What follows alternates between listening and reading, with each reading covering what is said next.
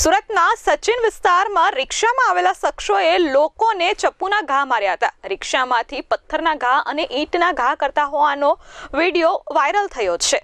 સેજલનગરમાં દહેશત ફેલાવનારી આ ઘટના સામે આવી હતી। 4 થી 5 શખ્સોએ રિક્ષામાં આવી હુમલો કર્યો હતો।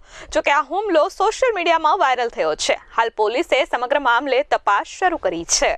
પ્રાથમિક માહિતી મુજબ આ આખી ઘટના એક સામાન્ય બાબત પર થયેલી બોલાચાલીથી શરૂ થઈ હતી। બે જૂથ વચ્ચે કંઈક મુદ્દે ઉગ્ર વિવાદ થયો અને થોડી જ વારમાં પરિસ્થિતિ બેકાબુ બની હતી।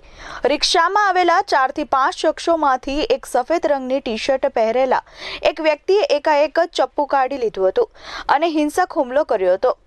એક બાદ એક 4 થી 5 લોકો પર ચપ્પુ વડે હુમલો કરતા તમામને સામાન્ય ઈજાઓ પહોંચી હતી। આ શખ્સોએ કોઈ પણ જાતના પોલીસના ડર વગર જાહેરમાં ચપ્પુનો ઉપયોગ કર્યો હતો। સેજલનગર ગ્રાઉન્ડમાં આ તોફાની શખ્સો પાગલની જેમ હિંસા ફેલાવી રહ્યા હતા।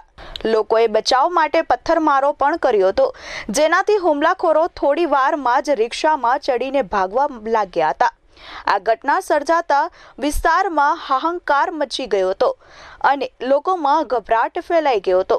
સચિન પોલીસે ઘટનાની ગંભીરતાને ધ્યાનમાં રાખીને તરત જ તપાસ શરૂ કરી હતી।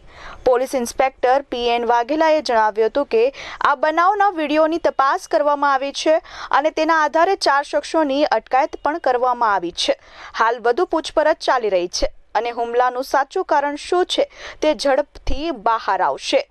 Bureau report S24 news Surat.